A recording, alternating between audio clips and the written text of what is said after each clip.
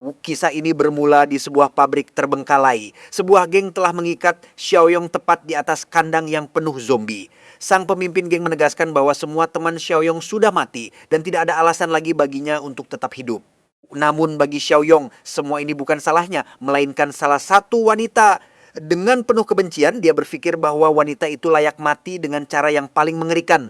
Sementara itu, wanita tersebut bersandar manja pada seorang pria bertubuh besar, mengejek Xiaoyong sambil mengklaim bahwa mereka bebas menyiksanya sesuka hati. Ia bahkan berterima kasih atas persediaan yang telah Xiaoyong tumpuk di markas yang baru saja mereka rampok, karena stok itu cukup untuk bertahan beberapa bulan ke depan. Tak lama setelah itu, mereka melempar Xiaoyong ke dalam kandang zombie dalam keadaan terikat. Tanpa bisa membela diri, ia dikeroyok kawanan zombie dengan brutal. Di tengah kengerian itu, Xiaoyong bersumpah dalam hati, jika diberi kesempatan kedua, ia akan membunuh Kui Jing dengan cara apapun. Tiba-tiba ia terbangun dengan napas terengah-engah, tubuhnya basah keringat di atas sofa rumahnya sendiri, hanya mimpi buruk. Namun belum sempat ia mengumpulkan kesadaran sepenuhnya, Kui Jing sudah muncul dan langsung menuntut penjelasan mengapa namanya belum juga tercantum di sertifikat properti. Seolah itu bukti bahwa Xiaoyong tidak benar-benar mencintainya. Xiaoyong terdiam bingung mencoba memahami situasinya, lalu dengan ngeri ia menyadari bahwa ia telah kembali ke masa sebelum kiamat. Ia mengingat masa kelam itu dengan sangat jelas. Dalam mimpinya yang ternyata adalah ingatan, Kui Jing pernah berpura-pura dalam keadaan putus asa untuk mendapatkan kepercayaannya, lalu mengkhianatinya dengan membiarkan musuh menyerbu masuk ke markasnya. Karena wanita itu, ia kehilangan segalanya, terdampar di jalanan dan harus bertahan hidup di tengah kiamat zombie. Ketika dunia runtuh, ia memang bertemu teman-teman sejati yang berjuang bersamanya. Namun pengkhianatan Kui Jing tak pernah terlupakan kini. Kembali ke masa lalu, ia menyaksikan Kui Jing masih mengomel meminta bagiannya dari properti. Wu Xiaoyong menatap wanita itu dengan jijik. Di versi masa depan manapun, ia tetap manusia rendahan yang sama. Ia memutuskan untuk tidak bertindak gegabah kali ini. Kui Jing memberi ultimatum 1 minggu untuk menyelesaikan semuanya. Tapi Xiaoyong hanya mendorongnya keluar dari apartemen sambil berjanji akan mengurus hal itu, lalu membanting pintu tepat di hadapannya. Di luar pintu, Kui Jing berdiri tak percaya dengan apa yang baru saja terjadi. Uya yakin selama ini Xiaoyong sudah berada sepenuhnya di bawah kendalinya seperti pelayan, tapi kini sesuatu jelas telah berubah. Xiaoyong yang sekarang sudah tahu betul siapa Kui Jing sebenarnya dan apa yang akan terjadi. Melirik jam, ia menyadari hanya tersisa 1 bulan sebelum bencana global yang akan mengubah seluruh dunia menjadi neraka. Ia memutuskan untuk mulai mempersiapkan diri sekarang juga, namun sesuatu yang tak terduga muncul di hadapannya, sebuah jendela sistem seperti dalam game. Sistem kiamat telah aktif. Sistem itu menampilkan daftar tugas yang harus diselesaikan secepat mungkin. Yang pertama adalah persiapan menghadapi kiamat. Untuk itu, ia harus mendapatkan lahan dan menimbun persediaan yang cukup untuk bertahan selama setahun penuh. Hadiah dari misi awal ini adalah Dilu Point yang bisa ditukar dengan berbagai item di toko sistem. Saat menjelajahi toko, Xiaoyong mendapati bahwa ramuan peningkat fisik dihargai 2 Li Point, kit bertahan hidup level 1 seharga 2 poin, dan kotak protagonis level 1 seharga tolo poin. Ia hampir tidak percaya dengan apa yang dilihatnya, namun tekadnya sudah bulat untuk memanfaatkan kesempatan ini sebaik mungkin. Ia juga merenungkan hidupnya sebelum kiamat, penuh pemborosan dan ketidakbertanggungjawaban. Tapi sebelum mulai bergerak, ia memutuskan untuk menikmati satu kemewahan terakhir. Ia pergi makan malam di restoran mahal, memesan hidangan-hidangan mewah yang belum pernah ia coba sebelumnya, menyantapnya dengan penuh nikmat seolah ini adalah terakhir kalinya ia bisa hidup seperti manusia normal. Dia tengah makan malam itu, ponselnya berbunyi. Shuya, teman Kui Jing sekaligus kekasih Xiaoyong yang sebenarnya menelepon.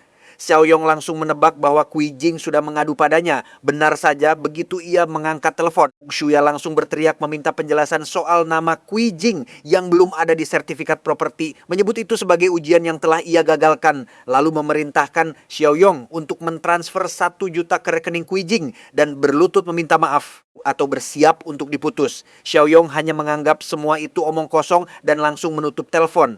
Ia tidak punya waktu untuk urusan seperti ini. Prioritas utamanya adalah mendapatkan sebidang lahan untuk dijadikan benteng yang kokoh, tempat berlindung dari zombie maupun manusia berbahaya lainnya. Ia pun menuju sebuah agen properti. Begitu tiba, resepsionis bertanya apakah ia ingin membeli atau menyewa rumah. Xiaoyong menjawab keduanya. Sang manajer yang memperhatikan penampilan sederhana Xiaoyong langsung memanggil resepsionis ke dalam, menyuruhnya pergi mengisi ulang stok produk dengan alasan bahwa perempuan itu tidak belajar apa-apa selama beberapa hari terakhir. Manajer itu memastikan bahwa Xiaoyong jelas bukan pelanggan sungguhan hanya karena penampilannya, dan dengan meremehkan ia menyatakan bahwa orang seperti Xiaoyong bahkan tidak mampu menyewa kamar mandi dan berjanji akan memakan kotoran jika ternyata Xiaoyong punya uang untuk membeli properti. Wayong tetap tenang dan berkata akan memberikan sesuatu yang enak dan segar untuk dimakan sang manajer belakangan. Kemudian ia menjelaskan bahwa ia bukan datang untuk menyewa, menjual, atau membeli rumah biasa, melainkan membeli lahan. Ketika ia mengeluarkan kartu hitamnya, seluruh agen terdiam syok. Resepsionis langsung kembali untuk membantu, memintanya mengikutinya untuk melihat katalog lahan yang tersedia. Sementara itu sang manajer masih yakin Xiaoyong hanya pamer dan tidak benar-benar punya uang. Resepsionis pun menunjukkan katalog berisi berbagai pilihan lahan beserta lokasi, keunggulan, dan kelemahannya masing-masing. Xiaoyong memotong penjelasan itu dan langsung meminta agen tersebut menyebutkan semua lahan yang sesuai kriterianya saja. Ia menyebutkan kriteria spesifik, dekat pegunungan dan sumber air, sebaiknya ada sungai, akses transportasi mudah, dan lahannya cukup layak untuk mendirikan pabrik. Manajer itu menyela dan mengatakan kriteria itu persis cocok dengan lahan di distrik timur. Namun, sang agen perempuan membantah, mengatakan itu mustahil karena di sana hanya ada pabrik-pabrik setengah, jadi yang terbengkalai tanpa solusi yang jelas, sehingga tidak mungkin dijual ke pelanggan serius. Manajer justru kembali meremehkan Xiaoyong, menuding ia hanya membuat masalah dengan permintaan absurd dan tidak berniat membeli apapun. Namun, Xiaoyong dengan serius menanyakan apakah distrik timur benar-benar memenuhi semua kriterianya. Agen itu mengiyakan, menambahkan bahwa seluruh bangunan di sana adalah pabrik-pabrik yang konstruksinya belum selesai dan bermasalah secara struktural. Xiaoyong menganalisis semua informasi itu dengan cermat dan langsung menyadari bahwa tempat itu justru sempurna untuknya. Lokasi yang sangat strategis, mudah dipertahankan dan sulit untuk ditembus. Selain itu pabrik yang sudah setengah, jadi artinya menghemat banyak pengeluaran karena ia hanya perlu menyelesaikan konstruksi yang sudah ada, bukan membangun dari nol. Dengan keputusan yang sudah bulat, ia menyatakan akan mengambil lahan itu dan menanyakan apakah kontrak dan pembayaran bisa langsung diselesaikan saat itu juga. Agen perempuan itu agak kaget menyadari ia serius ingin membeli pabrik setengah jadi. Sementara itu, sang manajer tertawa menegaskan itu mustahil karena jumlah deposit yang dibutuhkan sangat besar dan ia tidak percaya Xiaoyong punya uang sebanyak itu. Ketika Xiaoyong menunjukkan kartu hitamnya dan mengonfirmasi pembayaran, seluruh kantor agen langsung terguncang. Ia menegaskan bahwa ia sedang terburu-buru untuk menandatangani kontrak dan menyebut bahwa ia perlu segera pergi karena ada seseorang yang sudah menunggu untuk menikmati sesuatu yang enak dan segar. Tak lama kemudian, setelah terkonfirmasi bahwa Xiaoyong benar-benar membayar T-juta sesuai harga lahan, semua orang di agen itu mulai mendesak sang manajer untuk menepati janjinya memakan kotoran. Bahkan ada yang mulai merekam kejadian memalukan itu. Sementara sang manajer panik, Xiaoyong justru merasa lega. Syarat pertama misinya untuk mengamankan wilayah telah terpenuhi. Meski ia sadar telah menghabiskan banyak uang, ia tahu pasti perlu lebih banyak lagi untuk menimbun semua persediaan yang dibutuhkan. Di saat bersamaan, Wan muncul di agen itu dan melihat kegaduhan yang terjadi. Saat masuk, ia mendapati semua orang sedang memaksa sang manajer menepati janjinya yang memalukan. Pemandangan yang menurutnya sangat aneh. Di sisi lain kota, Wijing sedang di rumah sibuk dengan urusan-urusan tidak pentingnya. Hingga tiba-tiba ia menerima telepon yang mengabarkan bahwa Xiaoyong baru saja pergi ke agen properti untuk membeli sebidang lahan. Ia terkejut dan langsung ingin tahu dari mana Xiaoyong mendapatkan uang sebanyak itu. Diberitahu bahwa Xiaoyong mendepositkan ratusan juta. Kemungkinan besar uang yang selama ini ditabung untuk pertunangan mereka. Wijing langsung meradang. Ia yakin uang itu adalah miliknya. Seseorang mencoba menenangkannya dan menyarankan agar ia menemui Xiaoyong langsung untuk memahami situasinya, tapi Wijing menolak mentah-mentah. Ia menegaskan bahwa Xiaoyong sedang memberontak dan mengancam akan mempermalukannya di internet pada hari itu juga. Sementara itu, Xiaoyong sudah kembali di rumah dengan tenang memikirkan langkah-langkah berikutnya. Dia tahu masih butuh lebih banyak uang untuk membeli seluruh persediaan yang diperlukan demi bertahan setahun penuh. Tiba-tiba terdengar ketukan keras dan penuh amarah di pintu. Kui Jing datang bersama Shuya. Kui Jing langsung menuntut penjelasan, mempertanyakan bagaimana ia berani menggunakan uangnya untuk membeli lahan. Xiaoyong yang sudah jengkel meluruskan bahwa uang itu adalah miliknya sendiri, bukan milik Kui Jing, dan ia menegaskan tidak akan mengeluarkan 1 sen pun lagi untuk wanita itu. Ia bahkan menyindir agar Kui Jing meminta bantuan pada selingkuhannya saja kalau mereka sudah begitu dekat. Kui Jing terpaku bingung, tidak mengerti bagaimana Xiaoyong bisa tahu soal hubungan gelapnya itu.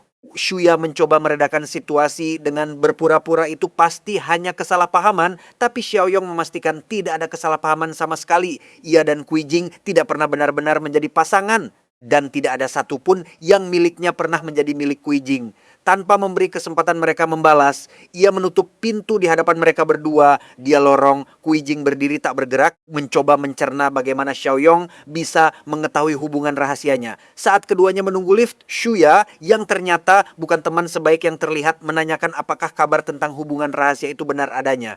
Kui Jing mengaku mereka sudah beberapa kali bertemu diam-diam. Shuya diam-diam berpikir bahwa pertengkaran antara Xiaoyong dan Kui Jing adalah kesempatan emas untuk mendekat kepadanya.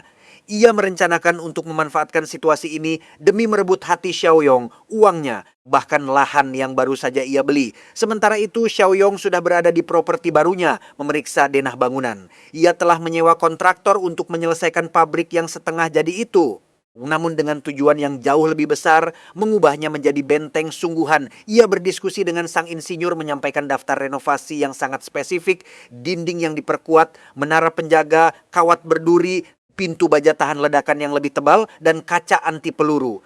Sang insinyur bertanya-tanya apa alasan dibalik semua permintaan itu. Xiaoyong langsung menegaskan agar tidak banyak bertanya, yang perlu diketahui hanya satu hal. Apakah proyek ini bisa selesai dalam sebulan? Sang insinyur menjawab bahwa itu hampir mustahil tanpa tambahan dana dan tenaga kerja ekstra. Xiaoyong tetap kukuh, menyatakan bahwa pasti ada cara dan ia bersedia membayar lebih untuk mempercepat proses. Sang insinyur menjelaskan bahwa untuk itu dibutuhkan setidaknya 1 juta tambahan dengan 5 juta dibayar di muka. Xiaoyong langsung setuju, menjanjikan transfer di hari yang sama dan memastikan tidak akan gagal membayar. Ia bahkan menyatakan bahwa jika sampai tidak bisa membayar, kontraktor boleh mengambil lahannya sebagai kompensasi. Di tengah pembicaraan itu, Shuya tiba-tiba muncul di lokasi konstruksi, langsung melemparkan diri ke arah Xiaoyong sambil berpura-pura khawatir. Dalam hati, Xiaoyong menghela napas, kini ada parasit lain yang harus ia singkirkan. Di balik kepedulian palsunya, Shuya sebenarnya tengah berupaya merayu Xiaoyong mengkhianati sahabatnya sendiri demi mendekatinya dan merampas propertinya. Xiaoyong menanyakan apa urusannya datang ke sini. Shuya yang dalam narasi ini sebenarnya adalah Kui Jing yang ikut datang memandang sekeliling dengan kagum dan menyebut tempat itu sangat indah, lalu bertanya apakah ia berencana membangun villa di sana. Xiaoyong dengan tegas mendorongnya menjauh dan menegaskan itu bukan urusan siapapun. Kui Jing heran mengapa Xiaoyong berlaku begitu aneh hari itu. Biasanya hanya dengan menyentuhnya saja wajahnya sudah memerah, tapi kini ia menolaknya tanpa ragu sedikit pun. Xiaoyong mengabaikannya begitu saja dan pergi membantu para pekerja di lokasi. Shuya dalam hati menegaskan pada dirinya sendiri bahwa ia tidak boleh menyia-nyiakan kesempatan emas ini. Kui Jing sudah terlambat dan sekarang gilirannya untuk merebut lahan itu. Sepulang ke rumah, Xiaoyong sudah berhasil mendapatkan pinjaman bank dan telah membayarkan sebagian besar biaya konstruksi di muka untuk mempercepat pembangunan. Namun ia tahu masih butuh jauh lebih banyak uang untuk membeli semua persediaan. Saat itulah ia teringat sesuatu yang penting. Kiamat sudah hampir tiba. Ia berpikir bahwa apartemen tempat ia tinggal saat ini bisa dijual untuk menambah dana. Keputusan itu pun langsung ia ambil. Tak lama kemudian seseorang mengetuk pintu. Tetangga tua di gedung yang sama yang sudah lama berusaha membeli apartemennya dengan berbagai cara, termasuk sengaja mencari-cari masalah dan menuduh Xiaoyong melakukan berbagai hal, datang mengadu persoalan. Kali ini ia menuding Xiaoyong baru pulang dari klub malam sebelumnya. Xiaoyong balik mengatakan orang tua itu sepertinya sudah pikun karena ia tidur lebih awal. Dan bahkan kalaupun ia keluar, itu bukan urusan siapapun. Ia langsung bertanya, apakah semua itu dilakukan hanya demi membeli apartemennya? Ketika si orang tua menunjukkan minat, Xiaoyong menyatakan bersedia menjual dengan satu syarat, ia tetap tinggal di sana selama 6 bulan ke depan hingga rumah barunya selesai. dan minta uang muka lamu juta. Tanpa syarat itu tidak ada kesepakatan. Si orang tua akhirnya setuju meski enggan menandatangani kontrak sambil memperingatkan Xiaoyong agar tidak menyesal nantinya. Xiaoyong dalam hati justru berpikir dengan ironis bahwa bagus juga si orang tua itu akan menunggu di sana, menunggu kematian datang, sementara ia sendiri terus menjalankan rencananya. Dengan cara itu, Xiaoyong berhasil mengumpulkan total holpa juta, terajuta dari pinjaman bank dan lama juta dari penjualan apartemen. Dengan uang di tangan, ia langsung beralih ke tahap berikutnya, membeli persediaan untuk setahun penuh. Ia juga menerima hadiah sistem atas penyelesaian misi pertama, mengamankan lahan. Tanpa membuang waktu, ia pergi ke toko dan memborong sebanyak mungkin. Ia mendorong beberapa troli penuh barang ke kasir dengan jumlah belanjaan yang begitu besar hingga orang-orang di sekitarnya memandang penasaran dan ada yang mengomentari bahwa ia mungkin percaya rumor soal kiamat yang akan datang. Pada akhirnya, misi itu pun terselesaikan dan ia mendapat delo poin tambahan dari sistem. Ia langsung berpikir bahwa saat kiamat nanti peningkatan atribut akan sangat krusial. Dan kotak protagonis level 1 tepat seharga delo poin. Tanpa ragu, ia membelinya dan mendapatkan hadiah berupa cincin ruang dimensi level 1. Dengan cincin itu, ia kini memiliki ruang penyimpanan seluas 500 meter kubik yang bisa menampung apa saja tanpa perlu khawatir soal waktu. Makanan tidak akan busuk, bahan beku tidak akan mencair, dan semua barang akan tetap terjaga selamanya. Xiaoyong menganggapnya sebagai hadiah terbaik yang bisa ia dapatkan. Setelahnya, sistem menampilkan misi baru, mengamankan persediaan untuk loop tahun dengan hadiah Luli Point. Di saat yang sama, manajer toko bernama Yong Tao muncul bertanya siapa yang sedang membuat kekacauan. Begitu melihat Xiaoyong, ia langsung mengenalinya dan Xiaoyong pun mengenali dia. Mereka dulu bersekolah di SMA yang sama. Wong Tao dulunya bagian dari geng yang suka membuli orang lain dan mereka pernah beberapa kali terlibat konfrontasi. Xiaoyong berpikir bahwa ia tidak pernah mundur dulu dan tidak akan mundur sekarang. Wong Tao memerintahkan Xiaoyong mengembalikan semua barang kerak, mengancam akan menangkapnya jika terus membuat masalah. Xiaoyong bertanya apakah ia masih kira mereka sedang berada di sekolah, lalu menegaskan bahwa ia datang untuk membeli. Wong Tao meragukan kemampuannya membayar semua itu. Para kasir butuh lebih dari 1 jam untuk memindai seluruh barang dengan total tagihan mencapai lama Tao pakor. Yong Tao menuntut pembayaran dan Xiaoyong dengan tenang menggesek kartunya membuktikan bahwa ia memang mampu membayar. Saat Yong Tao hendak pergi, Xiaoyong memanggilnya kembali dan meminta maaf terlebih dahulu. Yong Tao menolak, meminta Xiaoyong tidak memanfaatkan kebaikannya. Namun pelanggan-pelanggan lain di toko itu mulai merekam kejadian tersebut, menyatakan Yong Tao memang bersikap kasar tanpa alasan dan harus meminta maaf. Xiaoyong menambahkan bahwa jika Yong Tao mau meminta maaf, ia akan membeli 10 kali lebih banyak lagi. Wong Tao akhirnya menundukkan kepalanya dan meminta maaf dengan enggan, sementara Xiaoyong mengingatkan agar ia tidak sembrono di masa depan dan tidak pernah lagi meremehkan siapapun. Yong Tao kemudian penasaran mengapa Xiaoyong membeli sebanyak itu. Xiaoyong menegaskan itu bukan urusannya dan bahwa ia ingin menumpuk stok besar.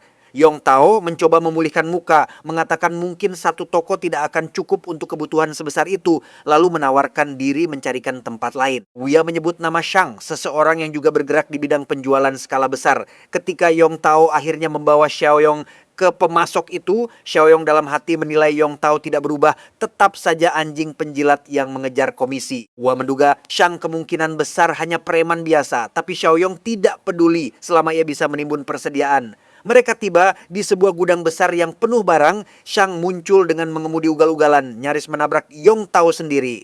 Xiaoyong mengamati gaya mengemudi yang norak dan pakaian yang mencolok itu, lalu berpikir dengan nada ironis bahwa orang ini pasti sosok yang sangat menyenangkan. Shang turun dari kendaraan sambil merokok, mengembuskan asap ke arah mereka, dan bertanya kepada Yong Tao apakah ini si pelanggan besar. Yong Tao mengiyakan dan memperkenalkan Xiaoyong sebagai teman lamanya dari sekolah. Shang berpura-pura ingat mengembuskan lebih banyak asap tepat ke muka Xiaoyong dan berkomentar bahwa bocah itu dulu cukup berani di sekolah. Ia lalu mengejek, mempertanyakan apakah pakaian yang dikenakan Xiaoyong bukan merek palsu karena katanya ia benci orang yang pura-pura kaya. Xiaoyong yang sudah kehabisan sabar menegaskan bahwa ini bukan topik yang tepat untuk dibahas. Ia datang untuk membeli, bukan untuk berdebat. Tapi Shang tidak mau berhenti dan justru balik menyerang Yong Tao, mempertanyakan apakah ini benar-benar pelanggan besar atau hanya buang-buang waktu. Yong Tao mencoba menenangkan situasi dengan memastikan Xiaoyong benar-benar punya uang. Shang yang mengaku berpengalaman dalam bisnis mengklaim bisa membedakan pelanggan asli dari yang palsu. Xiaoyong dalam hati berpikir bahwa aura pembelinya rupanya tidak bekerja karena bahkan preman kelas bawah seperti Shang pun tidak menganggapnya serius, lalu Shang mencengkeram kerahnya menuntut rasa hormat. Xiaoyong tetap tenang dan justru memprovokasi dengan menyebut Shang sebagai makhluk kecil yang menyedihkan. Shang marah besar mendengar hinaan itu, mendorong Yong Tao menjauh dan mengancam bahwa jika Xiaoyong tidak mau membeli, Wia akan mendapat masalah besar. Xiaoyong membalas dengan menyarankan agar Shang melepas jaket bermerek meragukan itu dan memeriksa saldo di rekeningnya terlebih dahulu. Shang terkejut mendapati bahwa Xiaoyong telah menghabiskan lebih dari 1 juta hanya dalam satu kunjungan ke supermarket. Xiaoyong menegaskan bahwa ia tidak datang untuk main-main. Ia menyatakan bisa mentransfer Flipmo juta sekaligus, namun menginginkan persediaan nyata dengan truk pengiriman langsung ke tempat tinggalnya. Shang menanyakan jenis barang apa yang dibutuhkan. Xiaoyong menjawab beras, minyak, garam, minuman, dan segala jenis makanan tahan lama. Shang dengan senang hati menyetujui. Dalam hati berpikir ini adalah hari keberuntungannya. Ia berencana mengalihkan stok makanan yang hampir kedaluarsa untuk membersihkan gudangnya. Dia dalam gudang, Shang menawarkan diskon 2% karena jumlah pembelian yang besar. Namun Xiaoyong memeriksa semua barang dengan teliti dan mendapati banyak produk yang sudah kedaluarsa. Ia menegaskan bahwa harga akan ditentukan berdasarkan kualitas barang dan merasa jengkel dengan upaya penipuan itu. Shang mencoba berdalih dengan menawarkan diskon 5% untuk produk kedaluarsa, tapi Xiaoyong menolak membayar untuk barang sampah. Ia ingin penuh 5 juta digunakan untuk barang berkualitas. Meski demikian, ia menyatakan tetap akan mengambil barang-barang kedaluarsa itu, namun pembayarannya baru akan diberikan bulan depan. Shang mulai curiga dan menanyakan untuk apa barang kedaluarsa itu. Xiaoyong hanya berkata itu bukan urusan Shang, sambil bergumam dalam hati bahwa makanan yang mendekati atau bahkan sudah kedaluarsa akan bernilai sangat tinggi dalam beberapa hari ke depan. Ketika Shang terus mendesak ingin tahu maksudnya, Xiaoyong menyuruhnya berhenti bertanya dan cukup mengurus tugasnya saja. Alamat pengiriman akan dikirimkan segera. Di saat yang sama, Xiaoyong menerima panggilan bisnis lain, membuatnya semakin terasa seperti orang penting yang sibuk. Ia menyuruh Shang mengurus semuanya karena ada urusan lain yang harus ditangani. Begitu Xiaoyong pergi, Yong Tao mengomentari kepada Shang bahwa orang itu adalah klien yang luar biasa besar.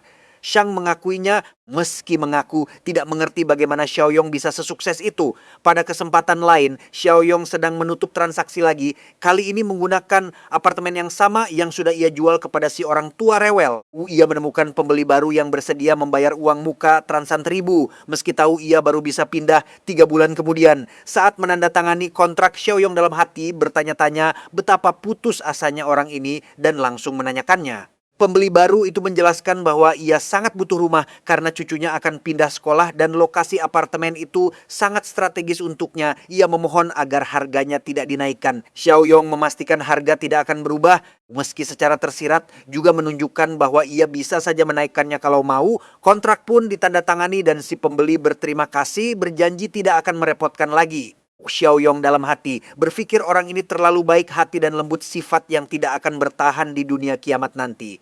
Sebelum pembeli itu pergi, Xiaoyong bahkan meminta alamatnya saat ini beberapa hari berlalu. Xiaoyong terus mengurus berbagai urusan bisnisnya sementara renovasi pabrik terbengkalai itu hampir selesai. Saat ia mengecek perkembangan, sang insinyur melaporkan progres sudah mencapai sapesta hingga tangtonesta persen.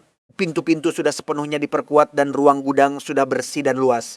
Xiaoyong merasa puas dan langsung menghubungi Shang untuk memberitahukan bahwa persediaan sudah bisa diantarkan. Tak lama kemudian, beberapa truk berdatangan menurunkan barang di gudang pabrik yang besar. Banyak pekerja membantu menata semuanya karena Xiaoyong menuntut kecepatan agar semua siap sebelum kiamat dimulai. Kiamat sudah sangat dekat. Xiaoyong mengkoordinasikan semua orang membagi persediaan ke dalam kategori-kategori seperti makanan pokok, sayuran, ikan, dan daging. Pekerjaan itu berlangsung sepanjang hari dan baru selesai menjelang sore ketika semua sudah beres. Xiaoyong menyadari bahwa misi mengumpulkan persediaan untuk Li tahun telah ia selesaikan. Saat memeriksa toko sistem, ia melihat ada kotak baru yang berbeda dari sebelumnya. Selain kotak level 1 untuk petani kiamat, kini muncul juga kotak bernama kebangkitan kemampuan. Ia merasa sangat beruntung bisa mendapatkannya sebelum kiamat benar-benar dimulai.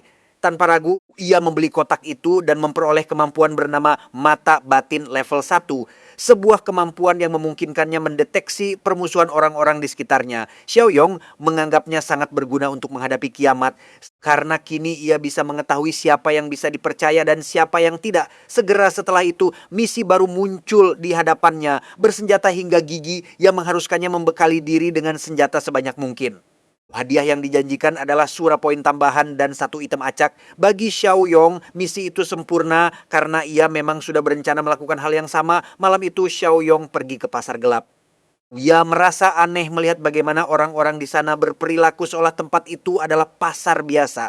Tidak ada yang memakai tudung atau menyembunyikan wajah, meskipun narkoba dan senjata dijual terang-terangan di depan mata. Di antara para pembeli, ia melihat seseorang yang sudah dikenalnya, orang yang sama yang pernah dilihatnya sebelumnya. Kali ini sedang bernegosiasi soal gelang giok palsu untuk menipu Kui Jing agar mengira itu asli. Padahal barang itu kemungkinan besar hasil selundupan, curian, atau memang tiruan.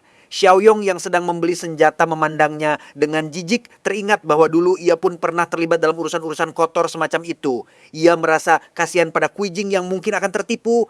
Namun ia tetap fokus pada tujuannya. Ia akhirnya menemukan apa yang dicari. Senjata. Ia mengamati berbagai pisau yang dipajang di sebuah kios kecil, lalu menanyakan apakah tidak ada yang lebih berat.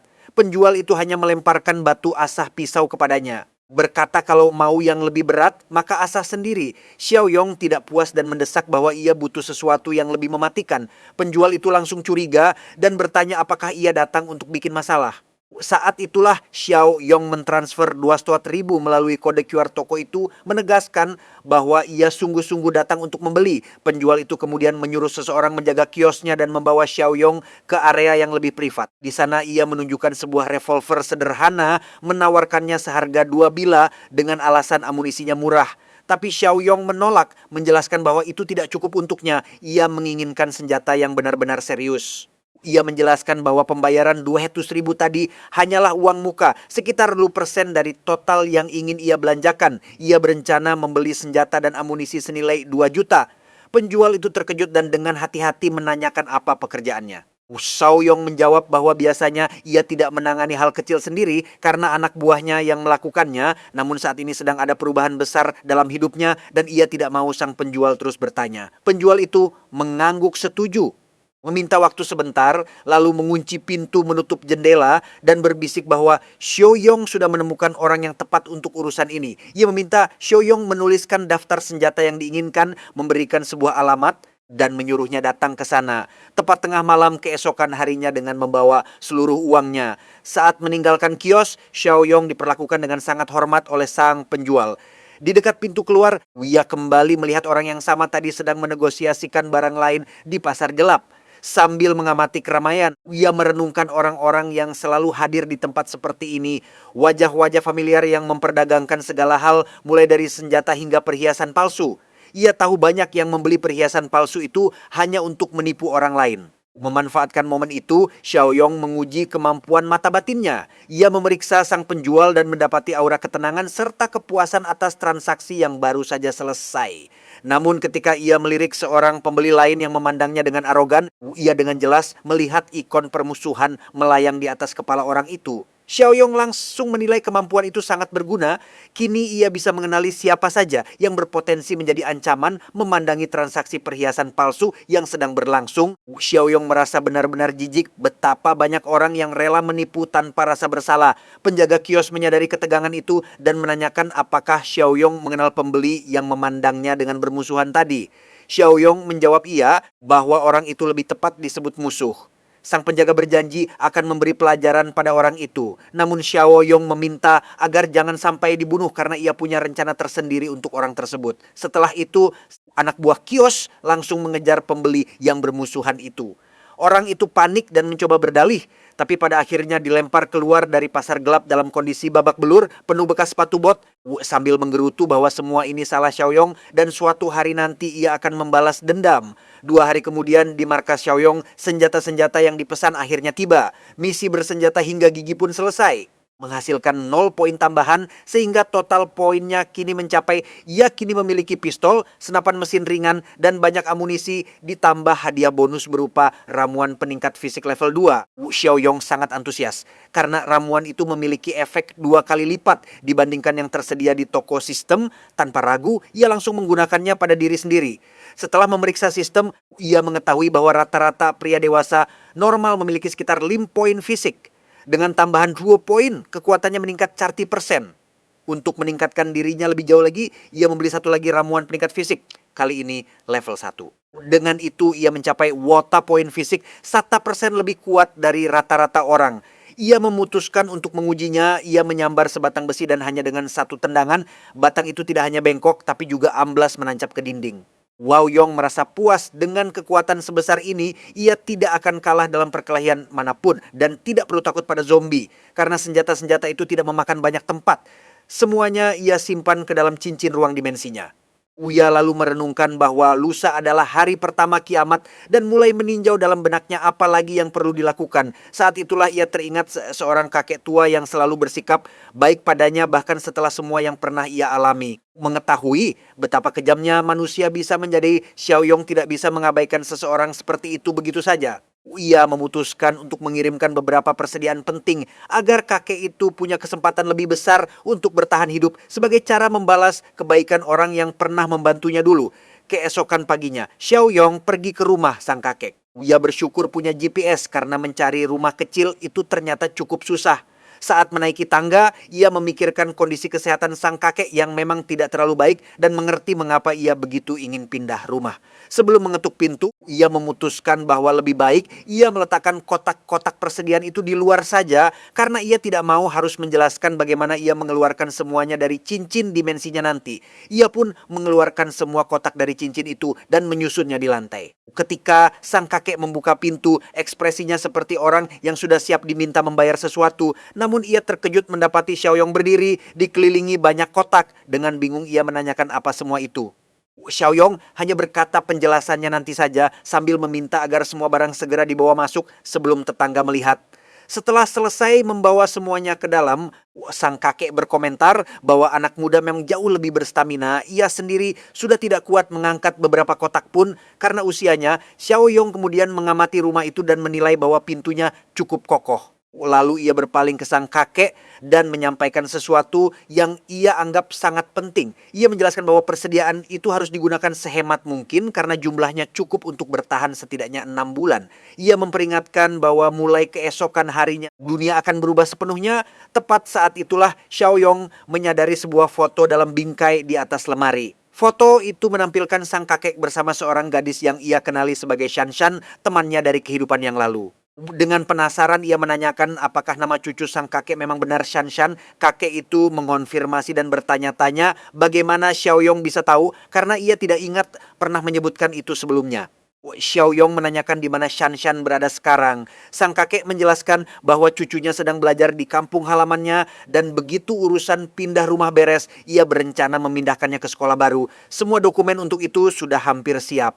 Xiaoyong lalu teringat kehidupan lamanya. Ia ingat betul bagaimana Shanshan dulu merasa sangat bersalah, meyakini bahwa kakeknya meninggal karena dirinya. Ia tahu sang kakek pernah mempertaruhkan nyawanya demi menyelamatkan Shanshan. Karena saat kiamat dimulai, gadis itu terjebak di sekolah. Dengan pikiran itu, Xiaoyong berjanji pada dirinya sendiri bahwa kali ini Shanshan tidak akan merasakan penyesalan yang sama. Ia menjelaskan kepada sang kakek bahwa ia tidak bisa lagi membiarkannya pindah rumah dan bahwa keputusan soal properti itu tidak akan berubah.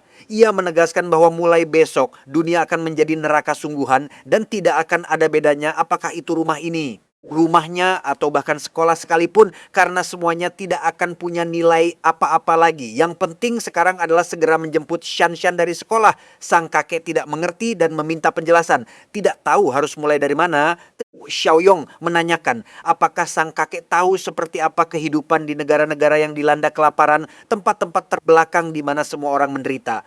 Ia mengatakan bahwa seluruh dunia akan menjadi seperti itu dengan semua orang terjun ke dalam kesengsaraan dan kelaparan untuk membuktikan bahwa ia tidak mengada-ada. Xiaoyong memperlihatkan kekuatan cincin dimensinya menyedot semua benda di ruangan itu masuk ke dalamnya sekaligus. Sang kakek terpana bertanya-tanya itu sihir apa? Xiaoyong lalu menjelaskan bahwa ia memiliki kemampuan supranatural dan bisa melihat masa depan.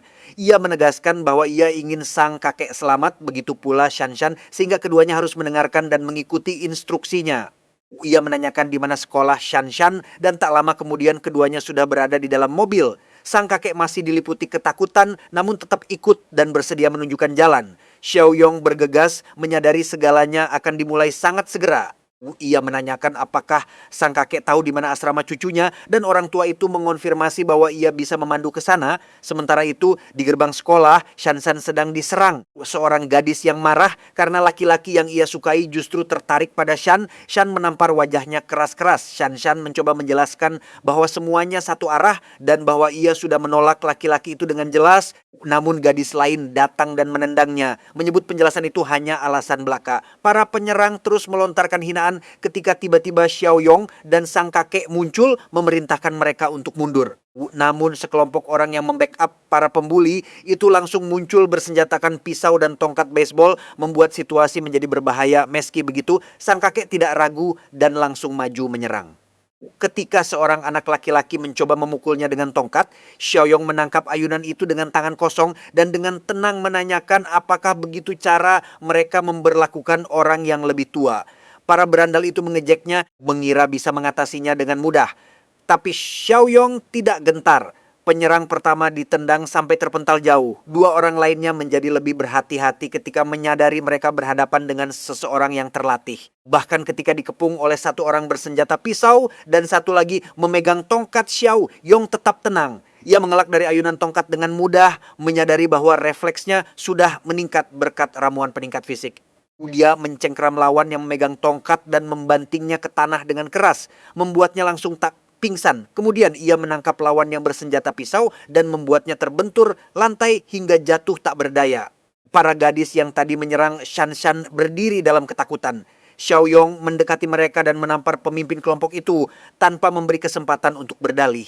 Ia kemudian mencengkeram rambut salah satu gadis lainnya dan menempelkan mata pisau ke lehernya. Namun alih-alih menyakitinya, ia hanya memotong segenggam besar rambut gadis itu. Gadis itu berang.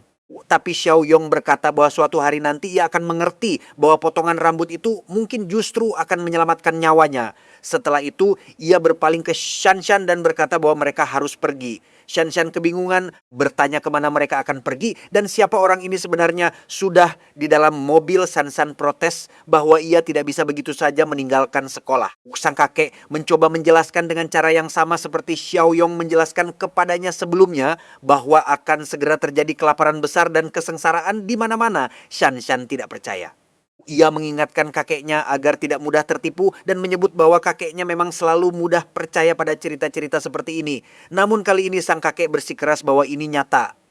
Shanshan tetap tidak yakin, berkata bahwa kakeknya selalu berkata begitu setiap kali ada cerita serupa. Xiaoyong dalam hati berjanji bahwa kali ini ia benar-benar akan melindungi Shanshan. Ia meluruskan kepada gadis itu bahwa bukan kakeknya yang tertipu, melainkan ia sendiri yang menyampaikan semua itu ketika Shanshan menanyakan siapa dirinya. Xiaoyong memperkenalkan diri dan memintanya cukup memanggil dengan sebutan Kak Xiao. Shanshan berterima kasih atas apa yang tadi dilakukan, tapi tetap merasa semuanya sangat aneh. Ia menanyakan lebih lanjut soal kelaparan yang dibicarakan. Xiaoyong menjelaskan bahwa kata kelaparan hanya dipilih agar sang kakek lebih mudah memahami. Yang sesungguhnya akan terjadi adalah kiamat. Shanshan langsung ketakutan mendengar itu. Xiaoyong menambahkan bahwa semuanya akan dimulai sangat segera. Dan dalam hitungan detik, meminta Shanshan membuka ponselnya, mengatakan bahwa berita dan video tentang apa yang sedang terjadi sudah pasti mulai bermunculan. Ketika Shanshan membuka ponselnya, hal pertama yang dilihatnya adalah sebuah video dari dalam kereta bawah tanah. Seseorang yang berperilaku seperti orang kesurupan menggigiti orang-orang di sekitarnya. Video-video lain mulai bermunculan, masing-masing semakin mengejutkan, menampilkan orang-orang yang kehilangan kesadaran dan berubah menjadi sesuatu yang menyerupai zombie. Xiaoyong menegaskan dengan serius bahwa itu adalah tanda-tanda pertama dan bahwa keesokan harinya adalah hari pertama kiamat. Wia menjelaskan kepada Shansan dan sang kakek bahwa dalam waktu dekat kabut beracun akan mulai muncul di berbagai provinsi, termasuk provinsi B. Kabut itu akan menginfeksi semua makhluk hidup, menyebabkan manusia bermutasi perlahan menjadi zombie. Bagian dari populasi yang tidak terinfeksi langsung pun akan dimangsa oleh mereka yang sudah berubah, dan setelah mati mereka juga akan ikut menjadi zombie. Xiaoyong menambahkan bahwa Shansan yang masih muda pasti tahu apa itu zombie. Gadis itu mengakuinya, namun menegaskan bahwa ia hanya pernah melihatnya di film dan game. Xiaoyong menegaskan bahwa dunia akan berubah total. Apa yang selama ini dianggap fiksi akan segera muncul nyata di hadapan mata mereka. Di tengah pembicaraan itu, lalu lintas tiba-tiba berhenti total. Mereka terjebak dalam kemacetan parah dan jalur darurat pun sudah diblokir oleh barikade. Wajah Xiaoyong menegang. Jika situasi ini terus berlanjut dan kawanan zombie muncul, mereka bisa terjebak sebelum sempat melarikan diri. Xiaoyong tahu mereka hanya punya beberapa hari sebelum masyarakat benar-benar runtuh, dan jika itu terjadi saat mereka masih terjebak di sini, tidak ada jalan keluar. Tiba-tiba, sebuah mobil menyerempet kendaraannya sambil menerobos masuk ke jalur darurat tanpa memberi tanda apapun. Xiaoyong kesal melihat pengemudi itu tidak mau mengalah dan memutuskan untuk tidak membiarkannya begitu saja. Ia sengaja memotong jalur mobil itu berulang kali untuk menghalanginya. Kedua pengemudi saling berteriak dan mengumpat, namun pada akhirnya keduanya tetap terjebak di kemacetan yang sama. Hampir 1 jam berlalu sebelum mereka akhirnya berhasil keluar dari sana. Namun Shan memperingatkan bahwa mobil hitam yang sama sudah kembali dan mencoba menyalip mereka lagi. Sang kakek memohon kepada Xiaoyong agar tidak meladeni, mengatakan itu tidak sebanding dengan harus turun ke level orang seperti itu. Haoyong menjawab bahwa di hari-hari normal mungkin ia akan membiarkannya, tapi dengan kiamat yang akan dimulai keesokan harinya, ia tidak berniat menoleransi siapapun. Ia langsung menginjak gas dan menabrak mobil itu dari samping, memaksanya tersingkir ke bahu jalan. Pengemudi itu keluar dengan marah mendidih, mobilnya sudah rusak dan berusaha mencatat plat nomor Xiaoyong, tapi ia sudah keburu menghilang. Pria berjas itu masih sempat berteriak bahwa ia telah salah pilih musuh malam itu. Setelah kemacetan panjang yang melelahkan, mereka akhirnya tiba di markas Xiaoyong. Shan dan kakeknya sama-sama terpesona dengan ukuran tempat itu. Xiaoyong menyuruh mereka beristirahat karena keesokan harinya akan ada banyak yang harus dilakukan. Pagi berikutnya, Xiaoyong sedang menikmati kopi sambil memandangi pemandangan ketika Shan muncul sambil meregangkan tubuh, mengomentari bahwa sudah lama ia tidak tidur senyenyak itu dan menyenangkan rasanya tidak perlu pergi ke sekolah. Xiaoyong langsung mengajaknya berkeliling memeriksa benteng. Ia menjelaskan bahwa dindingnya bukan sekadar beton biasa, melainkan sudah dilapis baja dan diperkuat. Gerbangnya terbuat dari baja murnis tebal lebih dari 3 cm dan dikendalikan secara digital untuk mencegah penyusup masuk. Ia menegaskan sejak awal bahwa tanpa izin tidak ada seorang pun selain mereka bertiga yang boleh masuk.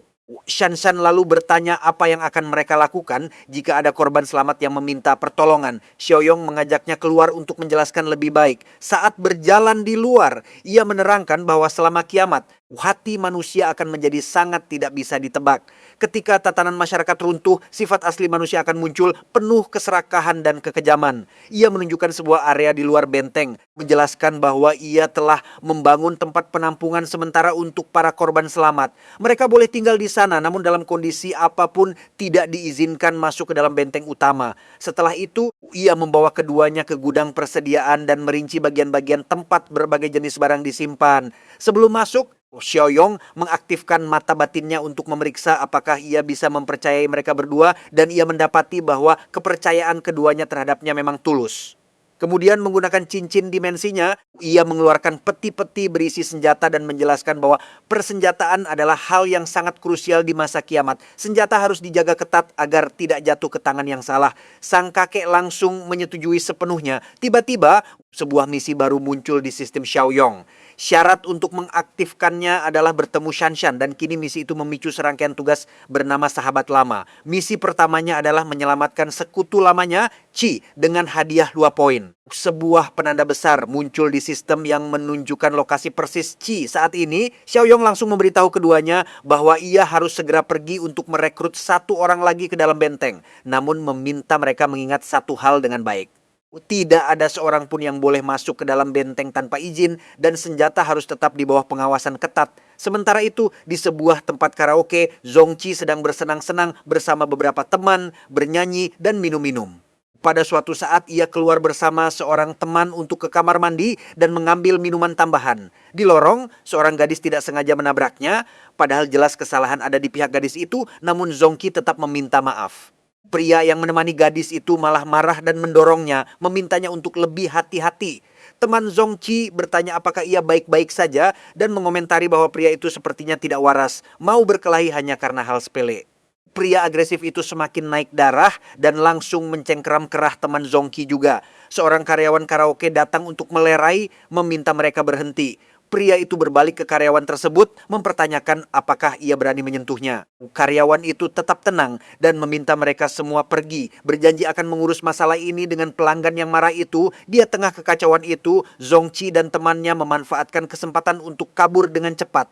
Ketika mereka kembali ke ruangan, teman-teman yang lain menanyakan apa yang terjadi. Sang teman menjelaskan bahwa mereka nyaris terlibat perkelahian di lorong. Zongqi mencoba meremehkan kejadian itu, mengatakan semuanya sudah selesai dan mengajak semua orang menikmati malam. Tapi ternyata belum selesai. Beberapa saat kemudian, pria agresif tadi kembali, kali ini membawa seluruh gerombolannya, termasuk karyawan yang tadi mencoba melerai dan kini terlihat sudah babak belur. Mereka menendang pintu ruangan tempat Zongqi dan teman-temannya berada, dan pemimpin gerombolan itu menunjuk ke arah mereka, menyatakan akan menyelesaikan urusan dengan cara lain. Kini mereka semua dikuasai di tempat. Salah satu teman Zongqi mempertanyakan mengapa semua ini terjadi, namun pemimpin gerombolan itu tidak mau berdiskusi. Ia langsung menghantamkan botol whisky ke kepala teman itu hingga jatuh tak sadarkan diri. Zongqi berteriak memanggil temannya yang bernama Chong, berusaha membantunya. Sementara itu, di luar, Xiaoyong tiba di depan tempat karaoke tersebut. Ia sudah menduga akan menemukan situasi seperti ini. Anak kelas SMA yang katanya sekutunya malah lagi santai bernyanyi-nyanyi, padahal dunia hampir kiamat. Dia dalam ruangan. Setelah serangan botol itu, pria agresif berpaling ke wanita yang bersamanya dan menanyakan apakah ia sudah merasa lebih baik. Wanita itu mengatakan belum, karena yang menabraknya tadi bukan teman Zongqi, melainkan Zongqi sendiri. Pria itu langsung memastikan kepada wanita itu, lalu mengarahkan pandangannya ke Zongqi. Chong berusaha bangkit untuk membela temannya, namun kembali dipukul di kepala dan jatuh dengan cedera yang lebih parah. Itu membuat Zongqi benar-benar kehilangan kendali dan ia mulai adu jotos dengan anggota gerombolan. Satu lagi, teman mereka begitu ketakutan hingga hanya bisa meringkuk di sudut ruangan tanpa bisa bereaksi. Di saat yang sama, karyawan karaoke yang tadi dipukuli tiba-tiba menunjukkan gejala-gejala aneh, tubuhnya mulai tidak beres. Di tengah kekacauan perkelahian itu, ia berubah menjadi zombie. Korban pertamanya adalah salah satu anggota gerombolan yang digigit dengan brutal di leher. Kepanikan langsung meledak di seluruh ruangan. Ia kemudian menggigit satu orang lagi, menyebarkan kekacauan yang semakin tak terkendali. Semua orang diliputi teror hingga seseorang yang cukup kuat muncul dan menghentikannya. Xiaoyong masuk, melempar makhluk itu ke layar besar di ruangan tersebut dan memerintahkan semua orang untuk berhenti seketika. Semua orang terdiam syok menyaksikan ia menahan makhluk itu hanya dengan satu tangan. Pemimpin gerombolan terperangah menuntut tahu siapa orang ini. Xiaoyong berpaling ke Zongqi dan menanyakan apakah ia sudah digigit. Zongqi kebingungan menjawab tidak dan bahwa ia tidak mengenal orang ini sama sekali. Xiaoyong hanya menyuruhnya ikut dan berkata akan menjelaskan semuanya nanti. Pemimpin gerombolan mencoba mengambil alih situasi lagi, menyatakan ini belum selesai. Namun orang pertama yang tadi digigit sudah mulai sempoyongan, mengeluhkan kepalanya yang pusing dan berputar. Xiaoyong mengamati dengan seksama dan menyadari orang itu sudah hampir berubah. Gigitan di leher itu dilihat dari kondisinya sudah memastikan infeksi. Tanpa ragu, Xiaoyong menyambar pria itu dan melemparnya ke ruangan yang berdekatan, lalu mengunci pintunya. Ia memperkirakan bahwa setidaknya zombie belum bisa membuka pintu. Kemudian ia menatap Zongqi dan menanyakan siapa yang ingin ia bawa serta. Zongqi masih kebingungan kembali mempertanyakan apakah mereka sebenarnya saling kenal. Namun sebelum Xiaoyong sempat benar-benar menjawab, salah satu anggota gerombolan langsung menyerangnya. Xiaoyong mencengkeram orang itu dan membantingkan wajahnya ke meja kaca. Satu lagi yang sudah terinfeksi mencoba menyerang, namun Xiaoyong merobohkannya hanya dengan satu pukulan. Anggota gerombolan lainnya langsung ketakutan menyaksikan rekan mereka mengejang di lantai setelah hantaman itu. Xiaoyong dengan tenang menanyakan apakah ada lagi yang ingin melanjutkan. Tidak ada yang menjawab. Ia lalu memberitahu Zongqi bahwa mereka harus segera keluar dari sini. Zongqi dan teman-temannya bergegas meninggalkan ruangan. Gerombolan itu pun berusaha ikut keluar. Namun Xiaoyong menghadang pintu. Mereka hampir membunuh salah satu temannya. Tanpa bergeser sedikit pun, ia mencengkeram pemimpin gerombolan itu dan melemparnya kembali ke dalam ruangan, mengunci pintu bersama si pemimpin dan zombie di dalamnya. Dari luar, teriakan-teriakan masih terdengar dari balik pintu yang terkunci itu. Seorang karyawan muncul menanyakan apa yang sedang terjadi. Xiaoyong memerintahkan agar pintu itu tidak dibuka dalam kondisi apapun, lalu menyuruh karyawan itu menghubungi polisi dan memperingatkan bahwa ada orang-orang yang terinfeksi rabies di dalam. Karyawan yang ketakutan itu mempertanyakan maksudnya, namun berjanji akan segera menelepon polisi. Xiaoyong sudah pergi meninggalkan gedung bersama rombongannya, mewanti-wanti mereka agar tidak kembali ke tempat ini. Karyawan lain muncul menanyakan situasinya dan yang pertama menjelaskan soal orang-orang terinfeksi yang terkunci di dalam. Keduanya berlari ke ruang keamanan untuk memeriksa kamera dan apa yang mereka lihat membuat mereka ketakutan. Di dalam ruangan itu, para zombie sedang saling memangsa satu sama lain. Kepala keamanan langsung memerintahkan mereka memanggil polisi. Dia dalam mobil. Zongqi berterima kasih dengan tulus kepada Xiaoyong atas penyelamatan tadi, namun menanyakan siapa sebenarnya orang ini. Xiaoyong hanya menjawab bahwa ia adalah seseorang yang ditugaskan untuk melindunginya dan Zongqi tidak perlu tahu siapa yang menyuruhnya.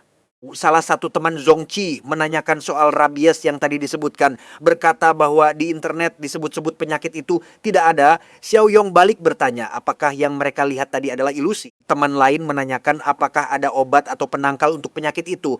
Xiaoyong menjelaskan bahwa tidak ada. Bencana ini tidak punya obat dan hanya akan semakin parah seiring waktu. Saat mobil melaju di jalanan, mereka menyaksikan semakin banyak orang yang terinfeksi menyerang orang lain, menggigit dan menyebar kekacauan di mana-mana.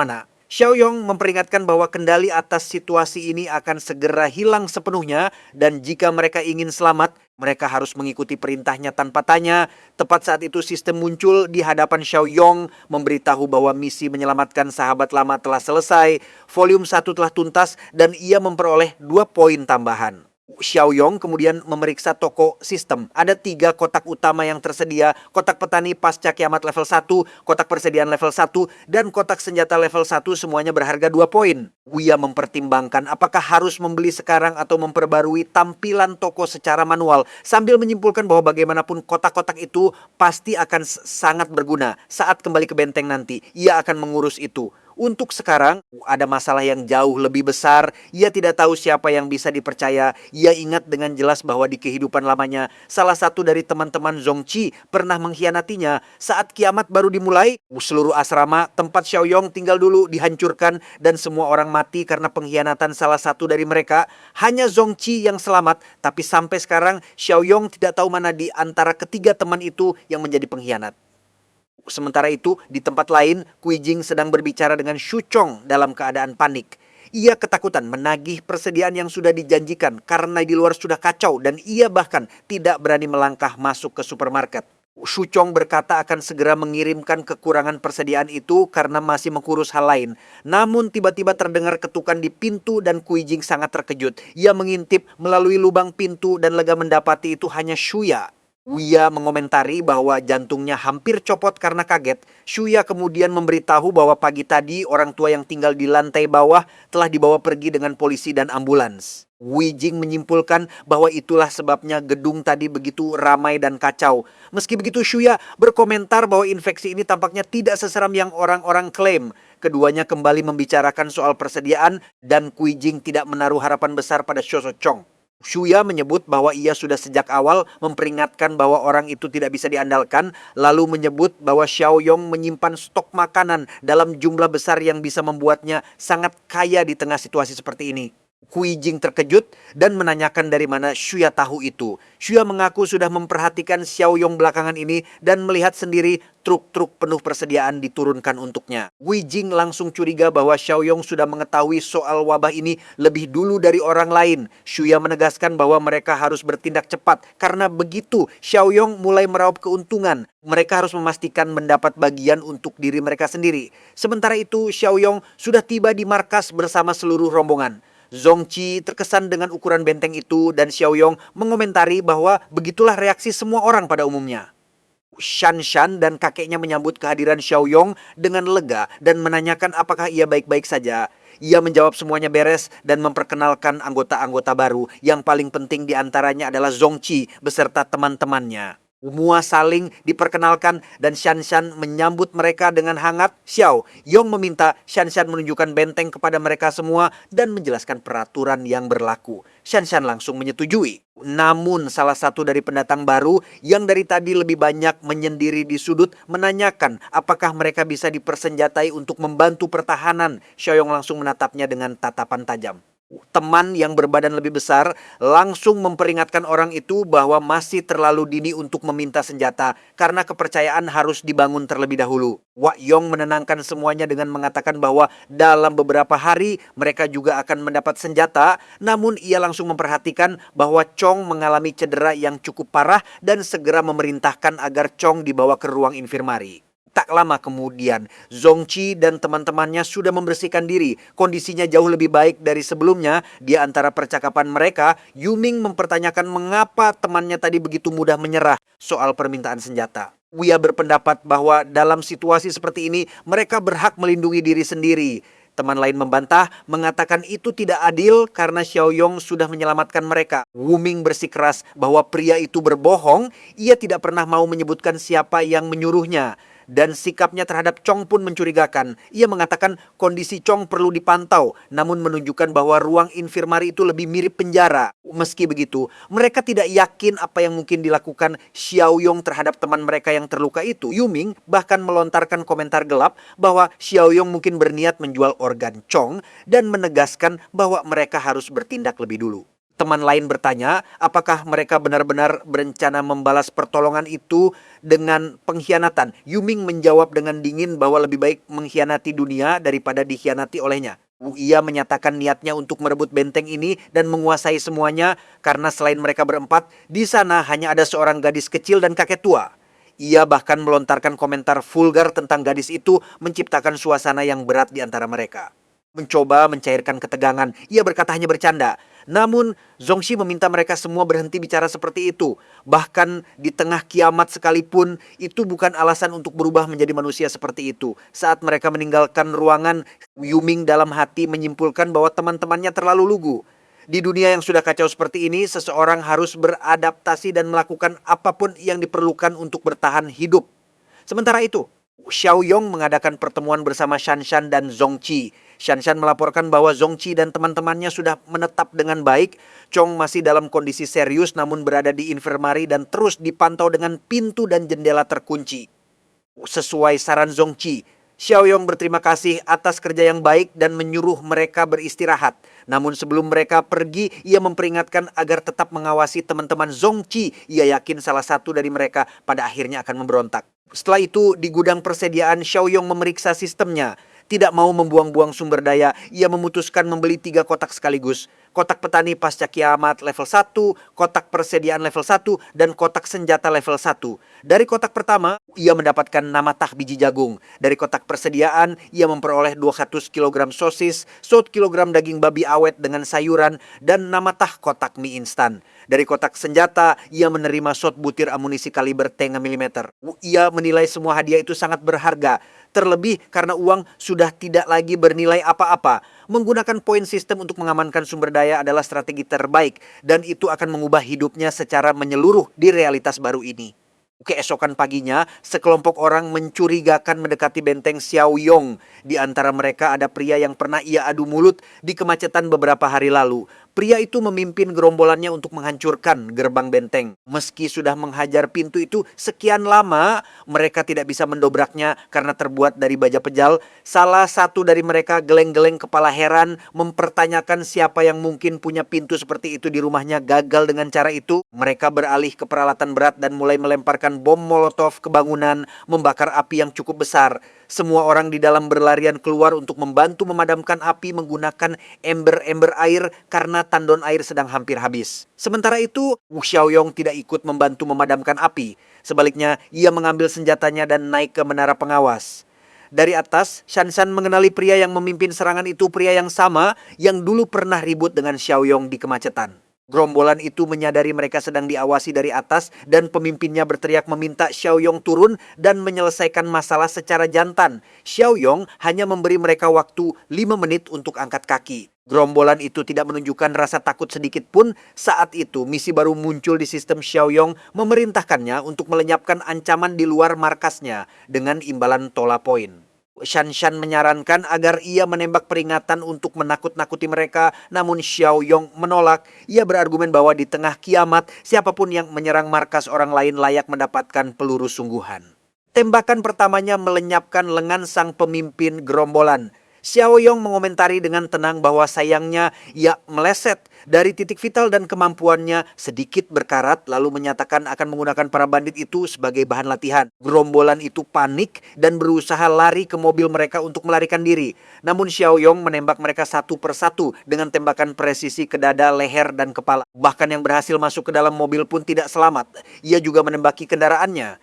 Ia menghabiskan hampir seluruh amunisinya untuk memastikan tidak ada satupun yang lolos. Shanshan memperhatikan bahwa Xiaoyong memiliki kemampuan mengisi ulang senjata dan menembak dengan presisi yang sangat mengesankan, membuat Shanshan menduga bahwa Xiaoyong mungkin pernah menjalani dinas militer. Ia semakin penasaran dengan kehidupan pria muda itu sebelum kiamat. Ketika semuanya selesai, para penyerang sudah tewas. Xiaoyong memerintahkan Shanshan untuk menggerakkan semua orang membersihkan area tersebut, namun kemudian ia berpikir ulang.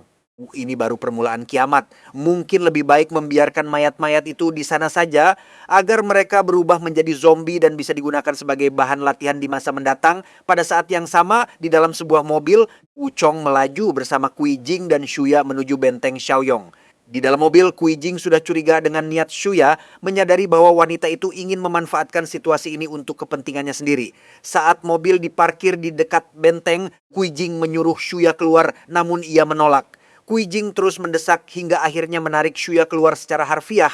Sementara itu Shu Chong sedang menyiapkan gerombolannya. Mobil di belakang mereka penuh dengan pria bersenjata yang siap membunuh.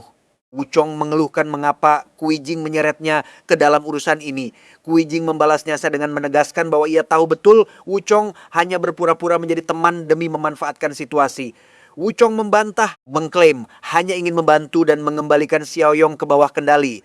Namun Kui Jing terdistraksi ketika menyadari apa yang ada di depan mereka. Dengan syok, ia menanyakan apa yang terjadi di sini. Menyaksikan begitu banyak mayat berserakan, ia memeriksa darah di sekitar dan menyimpulkan bahwa jenazah-jenazah itu sudah tergeletak selama beberapa jam. Ia berspekulasi apakah terjadi perebutan persediaan Xiaoyong antar kelompok. Kui Jing kemudian menyimpulkan bahwa dalam kasus itu Xiaoyong kemungkinan sudah mati, namun langsung menambahkan bahwa ia tidak peduli apakah ia hidup atau mati, asalkan persediaan itu bisa diambil tepat saat itu. Pemimpin gerombolan yang tadi ditembak Xiaoyong mulai bangkit kembali meski dalam kondisi cedera parah. Mereka mendekati gerbang benteng. Kui Jing mengeluhkan gerbang itu karena tidak bisa melihat apapun di sisi seberangnya. Shuya menimpali bahwa kalau pintunya terkunci kemungkinan besar Xiaoyong masih baik-baik saja. Kemudian Shanshan muncul dan menanyakan siapa kedua wanita itu dan bagaimana mereka bisa tahu tempat ini. Shuya mengaku sebagai teman Xiaoyong, sementara Kui Jing memperkenalkan diri sebagai kekasihnya. Shanshan masuk untuk memberitahu Xiaoyong bahwa ada dua wanita di gerbang. Salah satunya mengklaim sebagai kekasihnya. Kui Jing bergumam ingin tahu apakah Xiaoyong sudah punya kekasih baru. Shuya menegaskan itu bukan hal yang penting sekarang karena ada urusan lain yang lebih mendesak. Namun ia memperhatikan bahwa Shu Chong membawa beberapa pistol dan pria-pria bersenjata yang siap menyerbu masuk begitu gerbang terbuka. Ketika Xiaoyong muncul, ia menanyakan dengan nada dingin apa urusan mereka di sini. Menggunakan kemampuan mata batinnya, ia langsung mengetahui bahwa alasan yang mereka kemukakan adalah kebohongan. Meski Kui Jing berpura-pura khawatir dengan mengatakan mereka hanya ingin melihat keadaannya di tengah kekacauan ini, Xiaoyong sudah tahu mereka datang untuk membunuhnya. Ia langsung menanyakan secara terang-terangan bahwa kalau tidak salah, Wu Chong pasti ada di dekat sini bersama anak buahnya. Berapa banyak orang dan senjata yang mereka bawa, keduanya langsung terdiam. Terkejut bahwa Xiaoyong mengetahui segalanya, ia menembakkan beberapa tembakan peringatan tepat di kaki mereka agar mereka berhenti berpura-pura. Shuya mencoba menenangkan situasi, berkata bahwa ini bukan saat yang tepat untuk berkonfrontasi. Kui Jing justru mengangkat dagu, menyatakan ia tidak takut dan bahwa Xiaoyong tidak akan punya nyali untuk membunuh mereka. Xiaoyong membalas bahwa membunuh mereka sangat mudah, tapi ia punya rencana yang lebih baik. Ia lalu membuka gerbang dan memperlihatkan bahwa ia telah membiarkan sekawanan orang yang sudah terinfeksi dan berubah menjadi zombie berkeliaran di area itu untuk menangani para penyusup. Kawanan makhluk itu langsung menerjang ke arah Kuijing dan Shuya. Keduanya berlari sambil berteriak memohon Shuchong untuk menolong mereka. Saat itu, Shuchong memperingatkan anak buahnya bahwa ada pasien terinfeksi di sekitar dan memerintahkan semua orang mundur dan mengosongkan area. Mereka meninggalkan kedua wanita itu begitu saja tanpa peduli apa yang akan terjadi, namun Kuijing tidak berniat mati sendirian. Dengan sengaja ia mendorong Shuya ke arah kawanan zombie. Saat Shuya tersergap, Kuijing memanfaatkan kesempatan itu untuk melarikan diri. Bahkan sembari kabur, Kuijing masih berusaha meyakinkan dirinya sendiri bahwa ia melakukan hal yang benar dan Shuya memang layak mendapatkannya. Sementara itu, Xiaoyong menyelesaikan misi melenyapkan ancaman, mendapatkan poin tambahan dari sistem sehingga totalnya kini mencapai ditolas poin. Tepat setelah itu, sistem memberikan tugas baru, membersihkan area di luar markas dengan melenyapkan semua orang yang sudah terinfeksi dan monster-monster di luar sana. Hadiah untuk misi ini adalah seal poin tambahan di dalam markas. Shanshan menanyakan apakah semua orang sudah berubah menjadi zombie. Xiaoyong menjelaskan bahwa kiamat sudah resmi dimulai karena infeksi telah menyebar melalui udara. Semua orang sudah terinfeksi, namun mereka baru akan berubah menjadi zombie setelah kematian. Wia meminta Shanshan mengumpulkan semua orang untuk rapat dan memberitahukan bahwa tidak ada seorang pun yang boleh meninggalkan markas selama 2 hari ke depan. Pintu dan jendela harus tetap tertutup rapat. Jika mereka bisa menghindari kontak dengan zombie selama waktu itu, tubuh mereka akan lebih baik beradaptasi terhadap infeksi dan risiko mutasi akan berkurang. Zongqi menyebutkan bahwa Chong masih terbaring parah di infirmari. Ternyata Chong sudah mulai terpengaruh virus dan menjalani proses mutasi. Dia pusat kota, kekacauan merajalela bukan hanya karena zombie, tapi juga karena ulah manusia itu sendiri. Shang mengamati semuanya dari jendela rumahnya, bergumam bahwa ini sudah benar-benar kacau. Ia memberitahu istri dan anaknya bahwa ia perlu pergi ke gudang malam ini untuk mengambil persediaan dan meminta mereka tetap terkunci di dalam. Namun di saat itu pula, seseorang mengetuk pintu. Shang perlahan mengambil stik golf dan bersiap waspada, namun saat mendengar suara yang memanggilnya, ia sedikit bernapas lega karena menyadari itu adalah Yong Tao. Tapi kelegaan itu sia-sia. Yong Tao langsung merobohkannya dengan tendangan dan menyerahkannya kepada gerombolannya. Shang berusaha berargumen bahwa ia selalu memperlakukan Yong Tao dengan baik, namun Yong Tao justru menuduhnya tidak lebih dari sekadar kacung Shang. Shang mengingatkan bahwa kalau bukan karena dirinya, Yong Tao akan ada di jalanan sekarang. Yong Tao membalas bahwa meskipun ia memang mendapat uang dari hubungan itu, Shang sudah berhasil membeli beberapa rumah. Ia menuntut agar Shang menyerahkan alamat gudang dan kuncinya. Shang menolak. Yong Tao yang kesal dengan perlawanan itu mengancam akan mengincar istri dan anak Shang. Putra Shang mencoba melawan dengan menggigit Yong Tao namun juga dipukuli. Shang berteriak menyebut para penyerang itu pengecut dan memohon agar mereka membawanya saja dan membiarkan keluarganya. Yong Tao menjawab bahwa selama Shang mau bekerja sama, keluarganya akan aman lalu memerintahkan agar semua orang dibawa ke gudang. Sesampainya di sana, Yong Tao kecewa melihat betapa sedikitnya yang tersisa dan menanyakan apakah hanya ini saja. Shang menjelaskan bahwa ia baru saja mendapatkan klien besar yang membeli semuanya. Saat itulah Yong Tao teringat Xiaoyong dan langsung mengatakan bahwa jika mereka bisa mendapatkan persediaan dari pabrik Xiaoyong, mereka akan punya makanan untuk seumur hidup. Shang memperingatkan agar mereka pergi dengan cepat karena Xiaoyong menimbun banyak hal, termasuk senjata. Zongqi mengomentari bahwa Xiaoyong seolah-olah sudah memprediksi akhir dunia ini. Yong Tao menyatakan itu adalah masalah yang harus mereka pecahkan, lalu memerintahkan Shang untuk bernegosiasi dengan Xiaoyong. Dan jika ia melakukannya, anaknya akan selamat. Sementara itu, di markas Xiaoyong, semua orang sudah berkumpul di infirmari di depan Chong yang kini telah sepenuhnya berubah menjadi zombie. Teman-temannya hancur hatinya. Yu Ming menyarankan agar Chong langsung dihabisi saja, ia sudah mati. Dan kalau sampai lepas, ia akan menjadi ancaman berbahaya. Zongqi menanyakan apakah Yu Ming semudah itu menyerah pada saudaranya sendiri. Xiaoyong mengonfirmasi bahwa tidak ada kemungkinan pemulihan.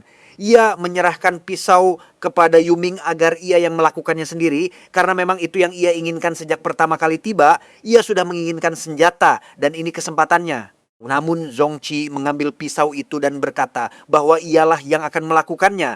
Xiaoyong menanyakan apakah Zongqi benar-benar yakin apakah semua yang telah ia katakan bukan sekadar sandiwara dan apakah ia siap untuk menjadi seorang pembunuh. Zongqi menjawab bahwa ia mempercayai saudaranya. Xiaoyong menyetujuinya dan membiarkan Zongqi melanjutkan. Namun tepat saat Zongqi hendak mengakhiri Chong, Xiaoyong menahannya. Ia menghentikan serangan itu karena melihat sesuatu yang spesifik di sistemnya.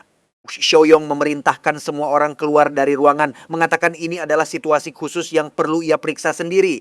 Sistem baru saja mengirimkan notifikasi bahwa sebuah tipe mutan langka telah terdeteksi.